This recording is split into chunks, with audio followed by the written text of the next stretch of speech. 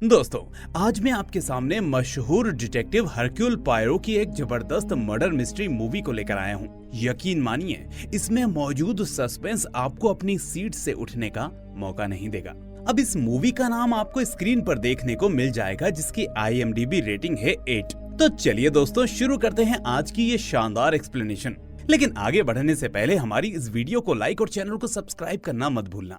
तो मूवी की शुरुआत में हम कोर्ट का सीन देखते हैं, जहां विरोधी वकील जज से कहता है कि कटघरे में खड़ी इस औरत ने 2 मर्डर किए हैं, जिसमें से एक तो अपनी सगी आंटी मिस लॉरा का है और दूसरा अपनी जानी दुश्मन मैरी का। और फिर हमें इस एक्यूज्ड लेडी का नाम पता चलता है, जो है एलिना वेलमैन। खैर, अब लॉयर की बात सुनकर भी एलिना अपनी सफाई में कुछ नहीं कहती, क्योंकि उसे पता है कि सारे एविडेंसेस उसके खिलाफ हैं, इसलिए कोई भी उसकी बातों पर यकीन नहीं करेगा। अब इसी बीच एलिना कुछ सोचने लगती है और सीन यहाँ से फ्लैशबैक में चला जाता है। यहाँ हमें पता चलता है कि एलिना अपने बॉयफ्रेंड रोडी के साथ एक छोटे से अपार्टमेंट में रहती है और एलिना और रोडी दोनों एक दूसरे से बहुत प्यार करते हैं और साथ ही बहुत जल्दी इनकी एंगेजमेंट भी होने वाली है। फिर एक दिन जब रोडी अपने काम से बाहर जा रहा होता है, तभी वो नोटिस करता है कि एलिना किसी बात को लेकर थोड़ी परेशान है। फिर वो उससे इस बारे में पूछता है तो एलिना उससे कहती है कि दरअसल आज सुबह मुझे एक अननोन लेटर रिसीव हुआ है और वो लेटर इतना अजीब है कि उसे लेकर मैं अभी तक परेशान हूँ। अब ऐसा कहते हुए एलिना पास के बॉक्स से वो लेटर निकालकर रोडी को दिखाती है। अब रोडी उस लेटर को पढ़ता है, जिसमें लिखा होता है कि एलिना, कोई तुम्हारी आंटी मिस लॉरा वेलमैन को तुम्हारे खिलाफ भड़का रहा है ताकि वो अपनी जायदाद में से तुम्हें और तुम्हारे फियांसी को बेदखल कर दे, और मुझे ये भी डर है कि तुम्हारी आंटी ज्यादा दिन जिंदा नहीं रह पाएगी। तो अब इस लेटर को पढ़कर रोडी इसे बिल्कुल भी सीरियसली नहीं लेता, क्योंकि उसे लगता है कि ये किसी इंसान की शरारत है। लेकिन एलिना उससे कहती है कि हमें फिर भी एक बार आंटी लॉरा के गांव जाकर आना चाहिए, क्योंकि हम दोनों ने अपना पूरा बचपन उसी गांव में बिताया है और अब जिंदगी के इस आखिरी पड़ाव में आंटी लॉरा को भी हमारे साथ की जरूरत है। अब रोडी उसकी ये बात मान जाता है, क्योंकि वो एकदम ठीक कह रही थी, और इसीलिए वो दोनों उसी दिन एक साथ हंटर बेरी नाम के गांव के लिए निकल पड़ते हैं, जो कि आंटी लॉरा का गांव था। फिर हम देखते हैं कि आंटी लॉरा का हंटर बेरी में एक बहुत बड़ा बंगला होता है, जिससे पता चलता है कि वो कितनी ज्यादा अमीर हैं। यहाँ तक कि उनके घर में आने जाने के लिए एक ऑटोमेटिक लिफ्ट भी लगी होती है। अब लॉरा के घर में आते ही हाउसकीपर उन्हें अपने साथ बुलाती है और हाउसकीपर की बातों से पता चलता है कि आंटी लॉरा की हालत इतनी खराब है कि वो खुद उठकर उनका स्वागत करने भी नहीं आ सकती। तभी हम देखते हैं कि एलिना की बचपन की दोस्त मैरी गरार्ड भी वहाँ से गुजरती है। अब मैरी वैसे तो यहाँ के गार्डनर की बेटी थी, लेकिन आंट लॉरा मैरी को अपनी सगी बेटी से भी ज्यादा बढ़कर मानती थी। खैर, अब लॉरा के कमरे से नर्स बाहर आकर बताती है कि उनकी हालत पिछले दिनों के मुकाबले आज काफी बेहतर है, इसलिए अगर आप लोग चाहें तो सीधे जाकर उनसे मिल सकते हैं। तो ये सुनकर एलिना जल्दी से अपनी आंटी लॉरा के कमरे में जाकर उनसे मिलती है। लेकिन हम देखते हैं कि यहाँ आंटी लॉरा का शरीर बड़ी ही मुश्किल से हिल पा रहा था और वो सामने वाले से ठीक तरह से बात भी नहीं कर पा रही थी। इधर आंटी लॉरा एलिना के होने वाले मंगेतर रोडी को कुछ समय के लिए बाहर भेज देती है, क्योंकि उसे एलिना से प्राइवेट में कुछ बात करनी होती है। फिर रोडी के जाते ही लॉरा एलिना से कहती है, मैं तुमसे और रोडी से बहुत खुश हूँ और ऐसा दिखता है कि तुम रोडी से बहुत ज्यादा प्यार करती हो। लेकिन ध्यान रहे, जब हम किसी से हद से ज्यादा प्यार करने लगते हैं तो वही प्यार हमारे लिए मुसीबत का कारण बन जाता है। अब एलिना जब आंटी लॉरा के कमरे से बाहर निकलती है तो बाहर जाने पर उसे रोडी और मैरी एक दूसरे से बहुत ही नजदीक खड़े होकर बात करते हुए देखती है, और ये देखकर उसको रोडी पर थोड़ा थोड़ा शक होने लगता है। फिर हम देखते हैं कि आंटी लॉरा की हेल्थ की जांच करने उनका डॉक्टर आता है, जिसका नाम होता है पीटर। यहाँ हमें पता चलता है कि लॉरा हर बार पीटर के आने पर उससे यही रिक्वेस्ट करती है कि पीटर उसे कोई ऐसी दवा दे दे जिससे उन्हें मरने पर ज्यादा दर्द ना हो, और पीटर उसे हर बार टॉन्ट मारते हुए कहता है, जिस दिन आपने अपनी पूरी जायदाद मेरे नाम कर दी ना, उसी दिन मैं सबसे पहले यही काम करूंगा। खैर, आगे रोडी और एलिना पीटर को वो धमकी भरा लेटर दिखाते हैं और कहते हैं कि हमें आंटी लॉरा की बहुत फिक्र हो रही है। अब लेटर को देखकर उनसे पीटर कहता है, हमें इस लेटर को बिल्कुल सीरियसली लेना चाहिए, और मेरे ख्याल से ये लेटर किसी ऐसे आदमी ने लिखा है जो इसी घर का सदस्य होगा, क्योंकि लेटर से ये पता चल रहा है कि वो मिस लॉरा की गंभीर हालत के बारे में जानता है। ये सुनकर एलिना कहती है, अफसोस हम में से कोई डिटेक्टिव नहीं है जो इस लेटर को लिखने वाले का पता कर सके, इसलिए शायद हमें इस लेटर को जलाकर फेंक देना चाहिए। लेकिन तभी पीटर कहता है इसकी कोई जरूरत नहीं, क्योंकि मैं एक ऐसे इंसान को जानता हूँ जो सिर्फ लेटर को पहली नजर देखते ही इसे लिखने वाले का नाम बता देगा। फिर आगे हम देखते हैं कि पीटर का बताया हुआ वो आदमी कोई और नहीं बल्कि मशहूर डिटेक्टिव हरक्यूल पोयरो होते हैं। अब पीटर पोयरो से मिलकर उन्हें इस लेटर की गुत्थी सुलझाने की रिक्वेस्ट करते हैं। तो यहाँ हमें पता चलता है कि पोयरो भी बिना किसी केस के खाली बैठे बैठे बोर हो रहे होते हैं, इसलिए वो फौरन इस केस के लिए हाँ बोल देते हैं। इसके बाद पोयरो पीटर के साथ अपने घर जाते हैं और वहाँ लेटर की जांच करने के बाद वो इस नतीजे पर पहुँचते हैं कि ये लेटर किसी अनजान आदमी ने नहीं बल्कि खुद मिस एलिना ने ही लिखा था। इसलिए अब वो पीटर से कहते हैं कि जरा देखो, लेटर को लिखने वाले ने जानबूझकर ऐसे वर्ड्स यूज किए हैं जिन्हें देखने पर ऐसा लगता है कि उसकी एलिना से कोई दुश्मनी है। लेकिन भला कोई दुश्मनी रखने वाला अपने दुश्मन को लेटर लिखकर आने वाले खतरे के बारे में उसे क्यों बताएगा? वो कहते हैं कि ऐसा सिर्फ तब हो सकता है जब लेटर रिसीव करने वाले ने खुद ही वो लेटर लिखा हो। इसके बाद वो एक और चीज दिखाते हुए कहते हैं कि पकड़े जाने के डर से एलिना ने इतना जोर डालकर इस लेटर को लिखा है कि लिखे हुए एक एक शब्द लेटर के पीछे भी छप गए हैं। और शायद ये लेटर एलिना ने खुद को इसीलिए लिखा ताकि वो इसे अपने होने वाले मंगेतर रूडी को दिखाकर उसके साथ हंट बैरी यानी इस गांव में आ सके। खैर, कुछ दिनों बाद हम देखते हैं कि एलिना और रूडी अपनी एंगेजमेंट पार्टी को आंटी लॉरा के ही घर में अरेंज करते हैं ताकि वो वहां रहते हुए उनकी हेल्थ पर भी ध्यान दे सके। और इस पार्टी में पीटर इन दोनों को हरक्यूल पोयरो से इंट्रोड्यूस कराते हैं और मैरी गरार्ड भी पोयरो से इसी पार्टी में मिलती है। इधर एलिना पोयरो से ये जानने के लिए बेताब होती है कि पोयरो ने उस लेटर को लिखने वाले का नाम पता किया या नहीं।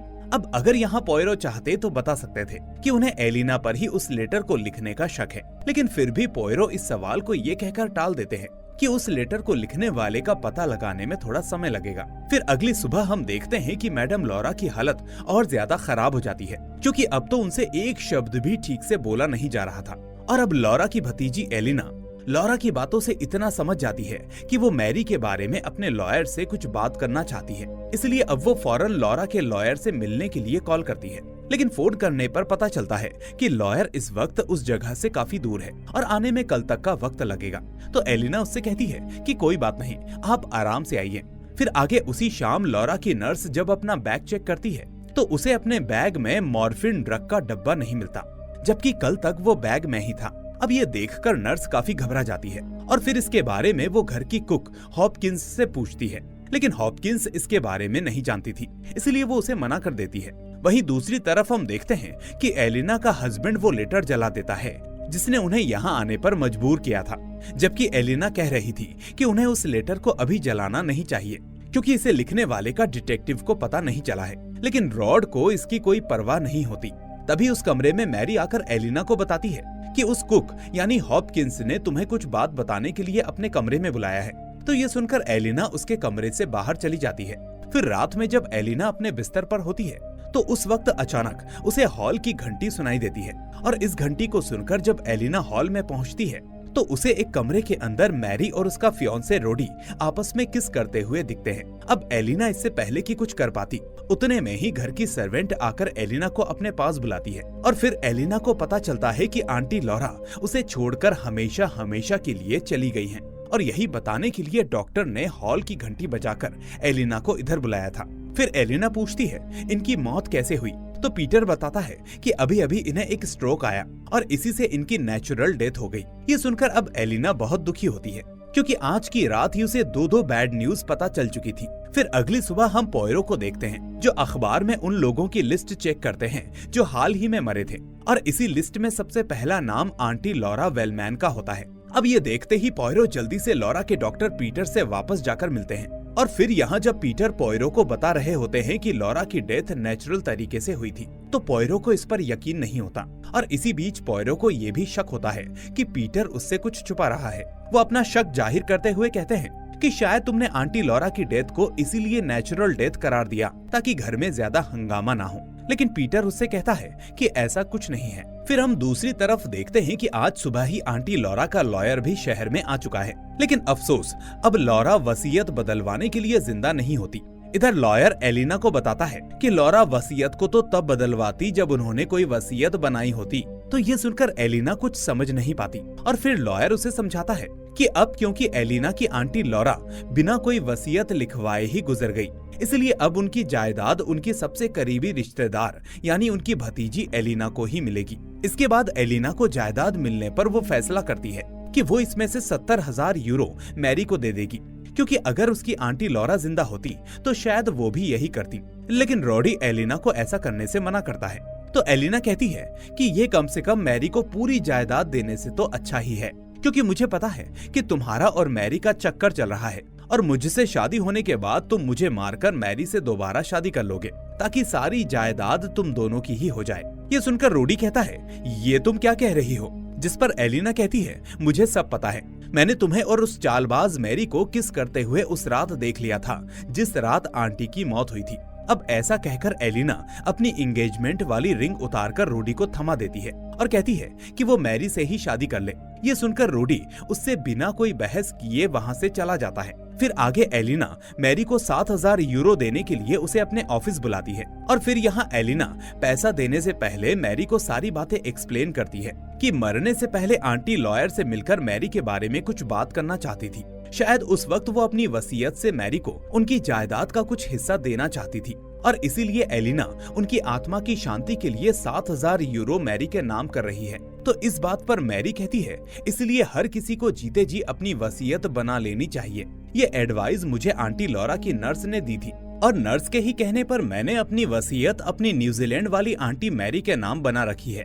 वो बताती है कि असल में मेरा नाम मैरी उन्हीं के नाम पर पड़ा था। आगे मैरी का हिसाब करने के बाद एलिना रास्ते में होती है। तभी पॉयरो एलिना से मिलकर उससे सॉरी बोलता है कि वो अभी तक लेटर लिखने वाले का पता नहीं लगा सका। जिसके बाद एलिना कहती है, अब तो कभी भी उसे लिखने वाले का पता नहीं चल सकता क्योंकि उस लेटर को रोडी ने जला दिया। तो पॉयरो कहते हैं कि कोई जरूरत नहीं, क्योंकि वो लेटर मेरे दिमाग में हमेशा के लिए सेव हो गया है। खैर, इधर पॉयरो एलिना को शांत करने आए थे क्योंकि उन्हें पता चला था कि उसका मंगेतर रोडी बहुत ही जल्द उसे छोड़कर मैरी से शादी करने वाला है। तो इसे सुनकर एलिना पहले तो ऐसा जताने की कोशिश करती है कि उसे मैरी से कोई फर्क नहीं पड़ता, लेकिन तभी एलिना के इमोशंस अपने आप बाहर आ जाते हैं और फिर वो पॉयरो से कहती है कि काश मुझे एक खून माफ होता तो मैं मैरी को जान से मार डालती। फिर कुछ दिनों बाद हम एलिना को नाश्ते के लिए सैंडविच तैयार करते हुए देखते हैं। इस वक्त एलिना के घर में सिर्फ मैरी और नर्स ही मौजूद होती हैं। इवन रोडी भी किसी काम से शहर से बाहर गया होता है, इसलिए एलिना सैंडविच तैयार करके नर्स और मैरी को सर्व करती है। लेकिन मैरी जैसे ही सैंडविच खाती है वैसे ही उसे सिर दर्द जैसा लगने लगता है। तब नर्स मैरी को सिर दर्द ठीक करने के लिए उसे थोड़ी देर बाद चाय बनाकर देती है और इसके बाद ये सभी अपने अपने काम पर वापस लग जाती हैं। फिर यहाँ काम करते वक्त नर्स को एहसास होता है कि उसने अभी अभी खिड़की से बाहर रोडी को देखा है, लेकिन एलिना उसे बताती है कि रोडी तो शहर में है ही नहीं, वो भला यहाँ कैसे आ सकता है। तो इसे सुनकर नर्स सोचती है कि शायद ये सब उसका भ्रम होगा। तभी नर्स मैरी के बारे में पूछती है, क्योंकि मैरी उनके साथ नाश्ता करने के बाद से ही लाइब्रेरी रूम से बाहर नहीं आई, इसलिए नर्स जल्दी से लाइब्रेरी में जाकर मैरी को उठाती है। लेकिन मैरी हिलती तक नहीं, यानी उसकी भी मौत हो चुकी थी। तो ये देखकर नर्स फौरन पुलिस को बुलाने के लिए निकल जाती है और वहीं एलिना मैरी की डेड बॉडी को घूर रही होती है, जैसे उसे इस अनहोनी का पहले से ही अंदाजा था। फिर आगे इस खबर को मिलते ही पॉयरो भी मैडम लॉरा के घर आते हैं और उनके आते ही डॉक्टर पीटर पॉयरो को बताता है कि मिस एलिना को पुलिस वाले अरेस्ट करके ले गए हैं। इसे सुनकर पॉयरो पीटर के साथ उस किचन में एंटर करते हैं जहां एलिना ने मैरी के लिए सैंडविच बनाया था। इधर असिस्टेंट ऑफिसर पॉयरो को दिखाता है कि उसे किचन से मॉर्फिन टैबलेट का फटा हुआ लेबल मिला है। तो इसे देखकर पॉयरो कहते हैं शायद यही मॉर्फिन यहाँ काम करने वाली नर्स के बैग से गुम हुआ था। फिर ऑफिसर कहता है ये तो नर्स खुद ही कंफर्म कर सकती है। वेल, हम तो इतना कंफर्म बता सकते हैं कि मैरी का मर्डर जरूर एलिना ने किया है, क्योंकि एलिना मैरी से जलती थी और जले भी क्यों ना, आखिर उसने उसके मंगेतर को उससे छीन जो लिया था। लेकिन अभी भी ये नहीं पता कि एलिना को वो अनजान लेटर भेजने वाला कौन था। तो पॉयरो कहते हैं कि उसकी फिक्र मत कीजिए, वो लेटर एलिना ने ही खुद को भेजा था ताकि यहाँ पहुंचकर आंटी लॉरा की जायदाद पर हक जता सके, क्योंकि उसे डर था कि कहीं मैरी आंटी लॉरा के ज्यादा करीब आकर उसका हिस्सा ना खा जाए। लेकिन यहाँ पहुँचने के बाद जब मैरी ने उसके मंगेतर को उससे छीन लिया तो ये एलिना को रास नहीं आया और उसने मैरी को मार डाला। अब ये बताकर पोयरो वहाँ से जाने लगते हैं, लेकिन पीटर पोयरो से जिद करता है कि वो इस केस की अच्छे से जांच करें, क्योंकि एलिना जैसी सीधी सादी लड़की जो अपने जज्बात भी किसी से छुपा नहीं सकती, वो भला किसी का मर्डर कैसे करेगी। तो पोयरो कहते हैं कि ठीक है, मैं तुम्हारी मदद करूंगा, लेकिन पहले मुझे सब सच बताओ कि आंटी लॉरा की मौत नेचुरल डेथ थी या फिर कुछ और था। सच बताऊं तो आंटी लॉरा का भी मर्डर हुआ था, वो भी मॉर्फिन जहर से, पर मैंने इस बात को इसीलिए छुपा कर रखा ताकि घर में ज्यादा हंगामा न खड़ा हो।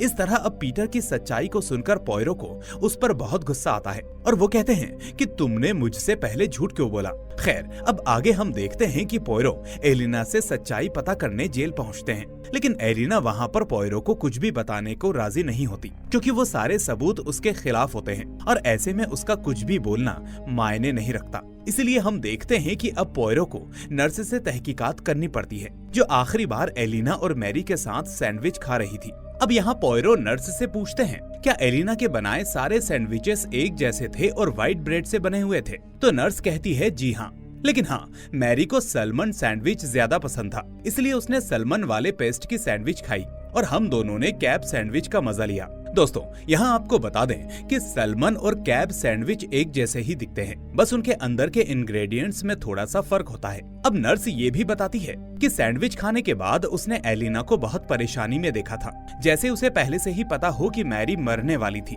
तो अब आगे यही बात पोयरो अपने दोस्त पीटर को बताकर कहते हैं, सारे शक की सुई बस एलिना पर ही टिकी हुई है। तो पीटर कहता है, पर पोयरो, ऐसा भी तो हो सकता है कि जिस वक्त नर्स किचन में चाय बनाने गई थी, उस वक्त कोई सामने वाली खिड़की से इस रूम में घुसा हो और उसी ने एलिना के बनाए सैंडविच में जहर मिला दिया हो। और वैसे भी नर्स के मुताबिक बाहर के गार्डन में गार्डनर के अलावा एक और आदमी तो था। तो ये सुनकर पोयरो फौरन घर के गार्डनर से पूछताछ करते हैं, जो कि असल में मैरी के पिता थे और उनका नाम होता है मिस्टर टेट। तो मिस्टर टेट अब बताते हैं कि उन्होंने गार्डन से खिड़की की तरफ किसी आदमी को तो गुजरते हुए नहीं देखा, लेकिन हाँ, उन्होंने गार्डन से थोड़ी ही दूर पर एक हरे रंग की गाड़ी देखी थी, जो शाम के वक्त यहाँ पर खड़ी थी। तो पोयरो कहते हैं कि अगर उसे वो गाड़ी दोबारा दिखाई जाए तो वो उसकी पहचान कर सकते हैं। तो टेट कहता है, बिल्कुल, मैं एक नजर में उसे पहचान सकता हूँ। अब आगे पोयरो मैरी के बारे में जानने के लिए लॉरा की कुक हॉपकिंस से मिलकर बात करते हैं और उससे कहते हैं कि अब तो मैरी चल बसी।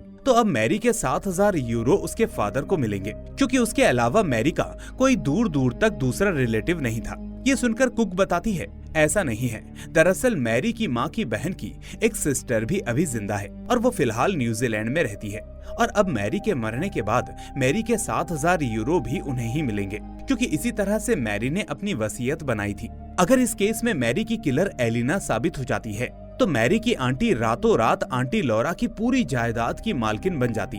तो ऐसा बताकर कुक वहां से चली जाती है और इसी के साथ मूवी प्रेजेंट में शिफ्ट होती है। यहाँ वही वकील एलिना पर इल्जाम लगा रहा होता है कि एलिना ने ही दोनों मर्डर किए हैं, क्योंकि उसी के पास दोनों मर्डर करने के मोटिव थे। लेकिन इस पर भी एलिना अपनी कोई सफाई नहीं देती। अब जज एलिना को 2 मर्डर के आरोप में फांसी की सजा सुनाता है और इस फैसले के वक्त कोर्ट में पोयरो भी मौजूद होते हैं। फिर उसी रात जब पोयरो सो रहे होते हैं तो उन्हें सपने में मैरी दिखती है और पोयरो के देखते ही देखते मैरी एक खतरनाक कंकाल का रूप ले लेती है, जिससे पोयरो डरकर नींद से जाग जाते हैं। फिर अगली सुबह पोयरो पीटर से मिलकर उसे इस सपने के बारे में बताते हैं। तो यहाँ हमें पता चलता है कि पोयरो को लग रहा होता है कि मैरी उसके सपने में इसीलिए आई क्योंकि मैरी की किलर एलिना नहीं बल्कि कोई और है, और मैरी चाहती है कि पोयरो उस असली किलर का पता करे। तो इसके बाद से पोयरो इस पूरे केस को एलिना के पर्सपेक्टिव से हटकर दूसरे पर्सपेक्टिव से सोचने लगते हैं, और तभी पोयरो को एक खास बात पता चलती है।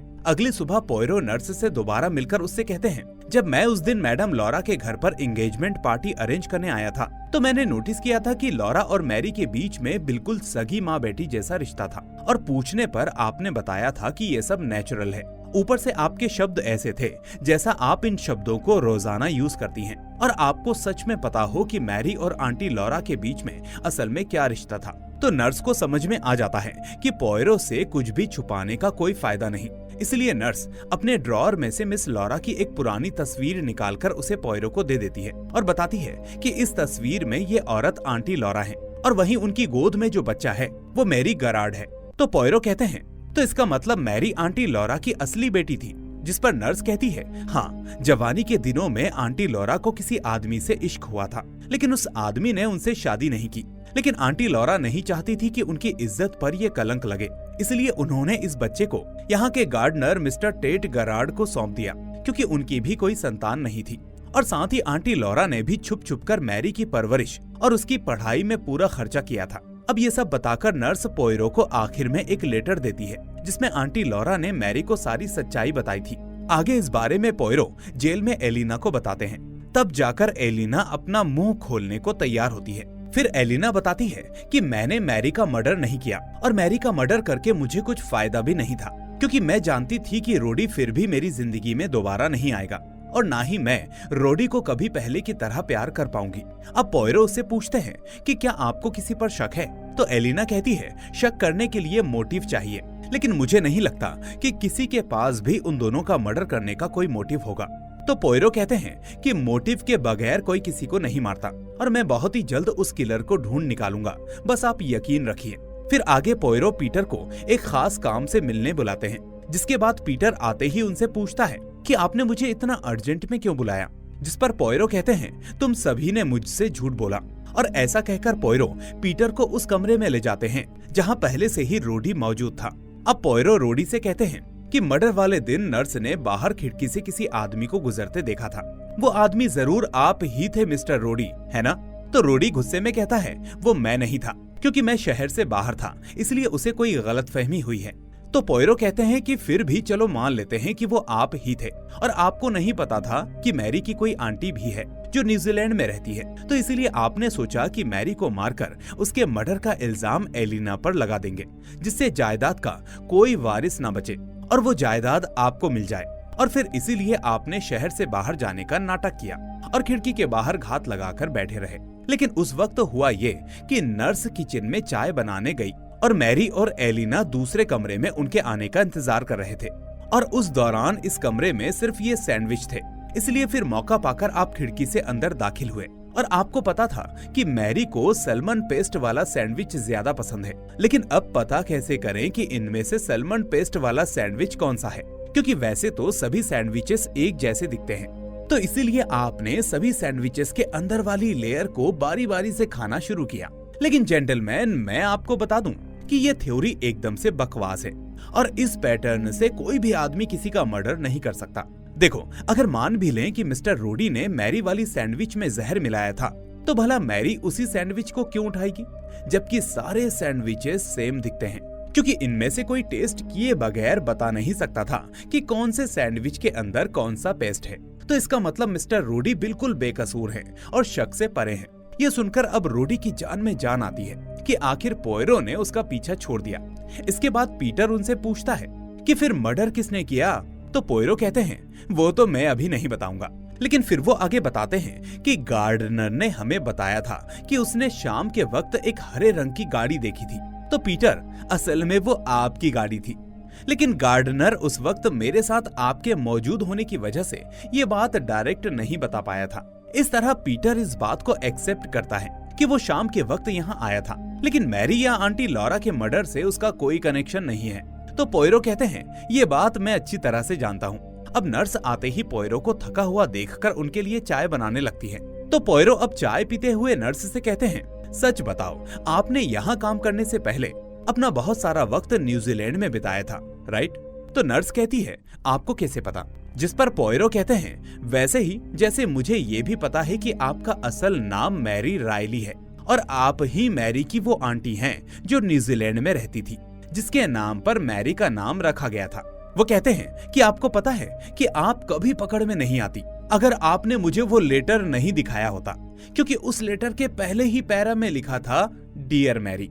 और पहली बात यह है कि कोई भी माँ जब भी अपने बच्चे को लेटर लिखती है तो लेटर की शुरुआत में डियर सन या डॉटर का इस्तेमाल करती है, ना कि डायरेक्ट उसके नाम का। और इसके अलावा कहीं भी उस लेटर में लॉरा ने ये जिक्र नहीं किया था कि मैरी उसकी बेटी है, क्योंकि वो लेटर लॉरा ने अपनी बेटी मैरी को नहीं बल्कि अपनी बहन मैरी यानी आपको लिखा था, और उसमें उन्होंने आपसे अपनी बेटी मैरी कैसे पैदा हुई इस बारे में कन्फेस किया था। फिर वो कहते हैं कि कुछ सालों पहले आप अपनी बहन की जायदाद को हड़पने के लिए अपना नाम और पहचान बदलकर न्यूजीलैंड से यहाँ इंग्लैंड में शिफ्ट हुई, और आपको पता था कि आंटी लॉरा अपनी गुप्त बेटी यानी मैरी के नाम पर भी जायदाद का बड़ा हिस्सा छोड़ेंगी। इसलिए आपने भतीजी मैरी को उकसाया कि वो अपनी न्यूजीलैंड वाली आंटी के नाम पर वसीयत लिखवाए, क्योंकि जिंदगी का कोई भरोसा नहीं। फिर जब मैरी ने अपनी आंटी यानी इनडायरेक्टली आपके नाम पर वसीयत बनवा ली, तब आपने मैरी और लॉरा दोनों का मर्डर कर दिया ताकि सारी संपत्ति आपको मिल जाए। लेकिन जहाँ मर्डर होता है वहाँ खूनी भी जरूर होता है, इसलिए आपने बेचारी एलिना को लेटर लिखकर यहाँ बुलाया ताकि उसे दोनों के कत्ल का खूनी बना सकें। खैर, ये आपका प्लान था कि आप इन दोनों को मारकर वापस न्यूजीलैंड चली जाएंगी और वहाँ जाकर सारा पैसा और जायदाद क्लेम कर देंगी, जिससे सालों साल इस बारे में किसी को पता भी नहीं चलेगा। और बेचारी एलिना को फांसी होने के साथ मैरी मर्डर केस की फाइल हमेशा के लिए बंद हो जाएगी।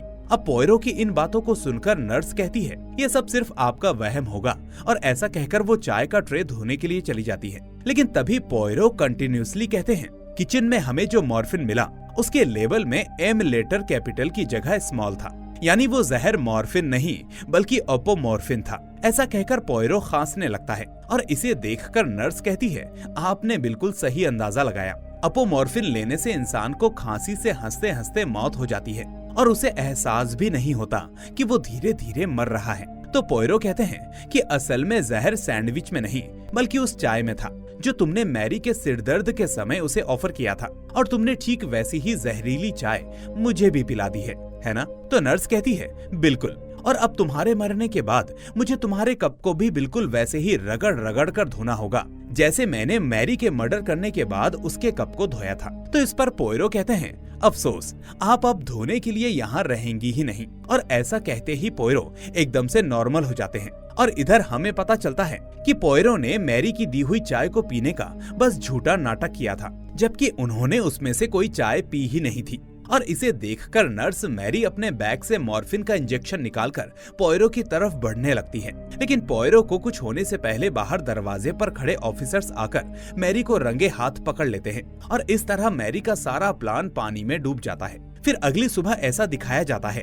कि एलिना पर सारे चार्जेस हटा दिए गए हैं और इसके बाद पीटर एलिना का नया लाइफ पार्टनर बन गया था, जिसके बाद ये दोनों शादी करने का डिसीजन लेते हैं और इसे देखकर पोयरो भी बहुत खुश होते हैं। और इसी के साथ ये मूवी यहाँ पर एंड हो जाती है। तो दोस्तों, आपको ये मूवी कैसी लगी मुझे कमेंट करके जरूर बताएं। द ग्रेट पोयरो की ऐसी ही और भी सस्पेंस मर्डर मूवीज हम लाते रहेंगे, लेकिन उसके लिए आपको इस वीडियो को लाइक और अपने दोस्तों के साथ शेयर करना होगा। साथ ही अगर आपको हमारी वीडियोस पसंद आती हैं, तो भाई चैनल को सब्सक्राइब करके नोटिफिकेशन बेल को भी दबा दीजिए ताकि कोई भी वीडियो आपसे मिस ना हो। अब मैं मिलूंगा आपसे अगली ऐसी ही शानदार वीडियो में। Till then take care and thanks for watching.